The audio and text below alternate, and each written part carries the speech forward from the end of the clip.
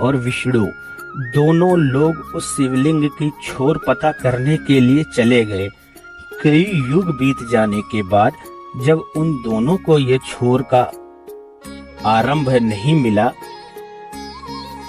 तब विष्णु जी ने ये सोचा कि ब्रह्मा जी ही मुझसे श्रेष्ठ हैं। उन्हें इस शिवलिंग का छोर मिल गया होगा। वह सम्मानजनक भाव से ही ब्रह्मा जी को विजेता मान लिए। इसके विपरीत में ब्रह्मा जी ने ये बताया कि विष्णु की इतनी हिम्मत नहीं है, वो तो मुझसे छोटा ही है। उनके मन में अहंकार का भाव आ गया।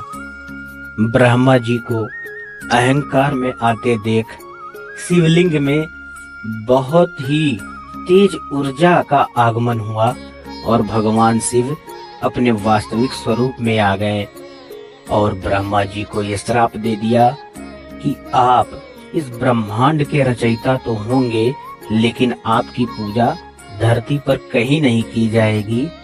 इसके विपरीत ही विष्णु जी को ये आशीर्वाद दिया कि आप इस धरती के पालनहार होंगे और आपकी पूजा आदिकाल तक की जाएगी।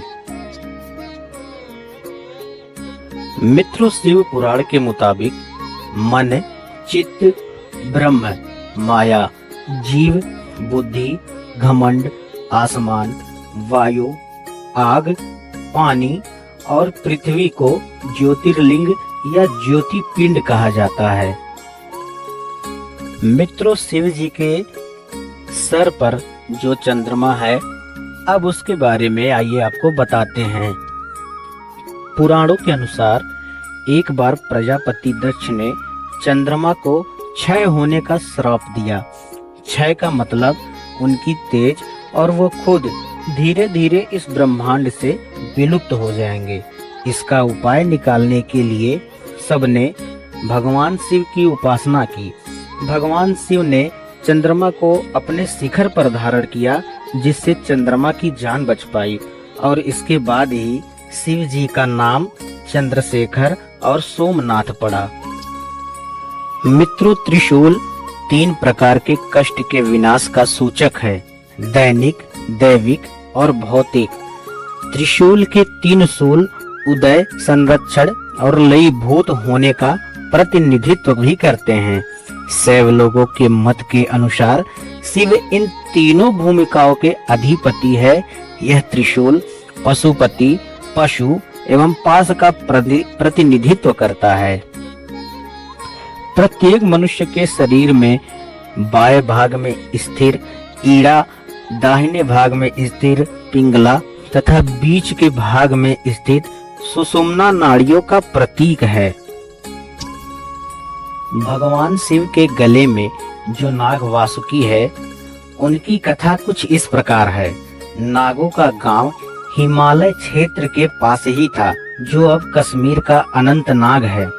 हिमालय के पास होने की वजह से सभी नागवंशी शिव जी को ही अपना भगवान मानते हैं और सभी नाग शैव धर्म का पालन करते हैं। लिपटा हुआ नाग या सर्प हमारे शरीर में स्थित कुंडलिनी शक्ति का प्रतीक है। सभी देवी देवता के पास एक न एक वाद्य यंत्र है। भगवान शिव का वाद्य यंत्र डमरू है, जो नाद का प्रतीक है। शिव जी को संगीत का जनक भी कहा जाता है। उनसे पहले कोई भी नाचना, गाना, बजाना नहीं जानता था। नाद जो ब्रह्मांड में निरंतर जारी है, जिसे ओम कहा जाता है। संगीत में स्वर आते जाते रहते हैं, लेकिन उनके बीच विद्यमान स्वर ही नाद कहा जाता है। नाद से ही वाणी के 4 रूपों की उत्पत्ति मानी जाती है: पर, पश्यति, मध्यमा, बैखरी। मित्रों, भगवान शिव का वाहन वृषभ यानी बैल को कहा जाता है, जिसे हम लोग नंदी बाबा भी कहते हैं। वेदों के अनुसार वृषभ को 4 पैरों वाला प्राणी कहा जाता है। उसके चारों पैर धर्म, अर्थ, काम, मोक्ष हैं और ये चारों भगवान शिव के वश में हैं। मित्रों, भगवान शिव का एक और नाम व्योमकेश भी है। अर्थात आकाश जटा स्वरूप है और उस जटा में माँ गंगा निवास करती हैं।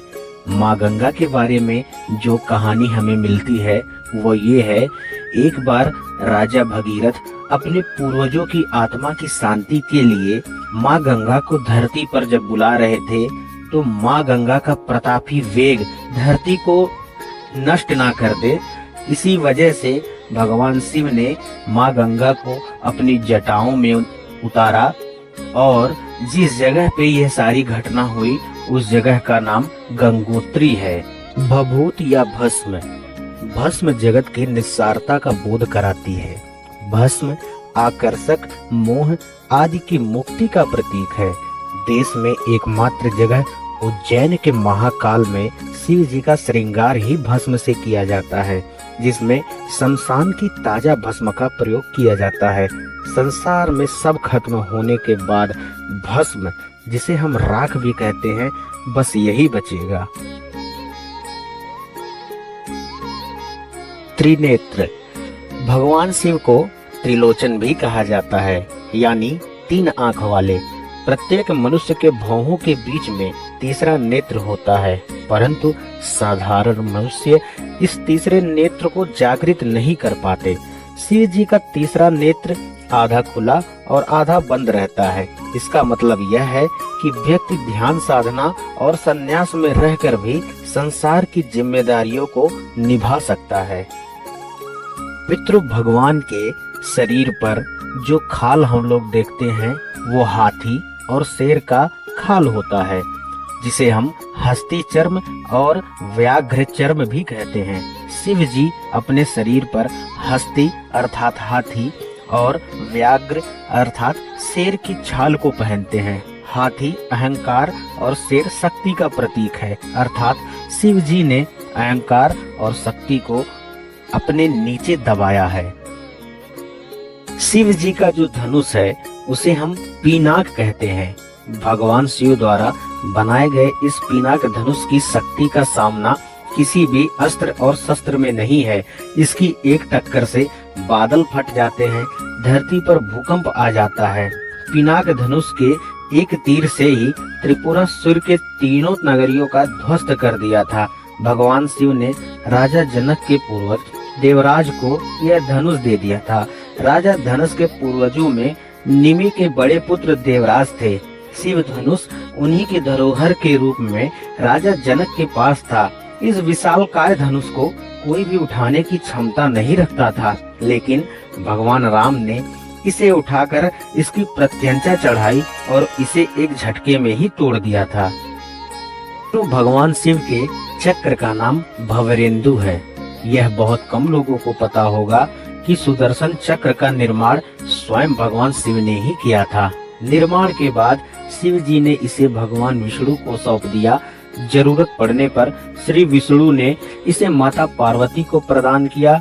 माता पार्वती ने यह चक्र परशुराम जी को दिया और परशुराम जी ने सुदर्शन चक्र भगवान कृष्ण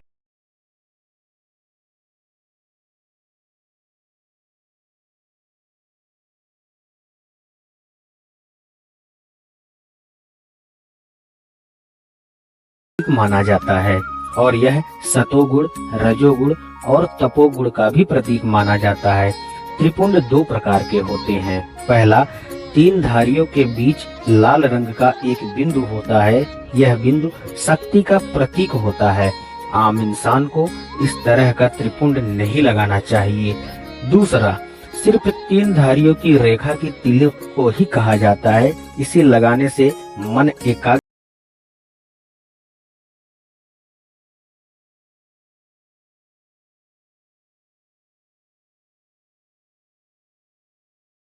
में दीक्षा के समय कान छिदवाकर उसमें मुद्रा या कुंडल धारण करने की प्रथा है। कर्ण छिनवाने से कई प्रकार के रोगों से तो बचा जाता ही है, इसके साथ साथ मन भी एकाग्र रहता है।